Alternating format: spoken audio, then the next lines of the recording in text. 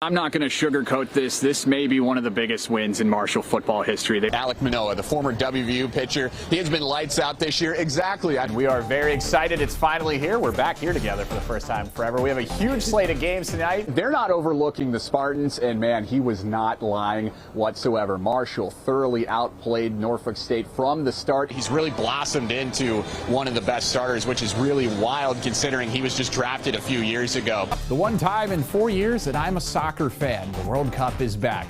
I'm just kidding. The United States took on Wales, and I'm feeling a little patriotic. We got the fireworks in the background. USA! College athletics are in a weird place right now. Rivalries are less important, and schools are just chasing after that money.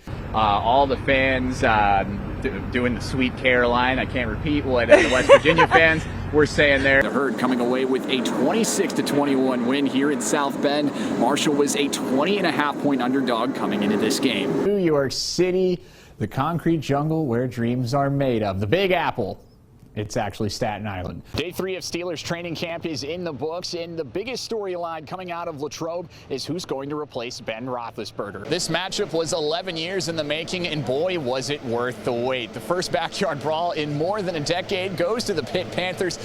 Just a kid from Athens, Ohio. Well, here in Athens, the Burrow family name is royalty. And this Sunday, the entire state of Ohio will be watching as Joe Burrow hopes to lead the Bengals to their first AFC championship since 1989. The whole entire time I thought we were going to win.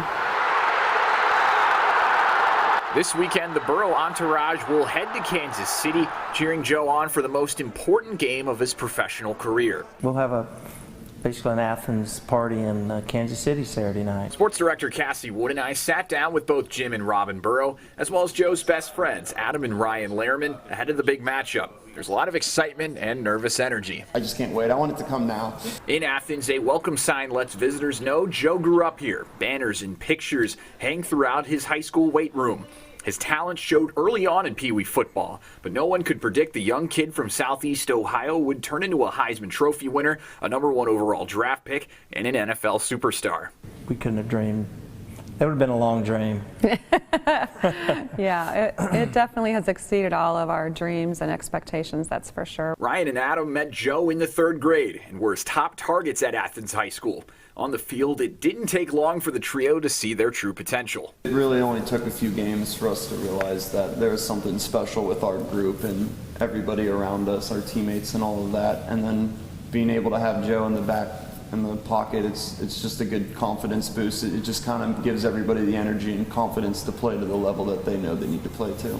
Joe went off to Ohio State and later LSU, winning a Heisman Trophy in the process. Even in the biggest achievement of his career at the time, he spoke about poverty and the problems plaguing Southeast Ohio. For him to be able to go up there and say everything that he did, that was really special for this community. The speech led to hundreds of thousands of dollars in donations to the Athens County Food Pantry.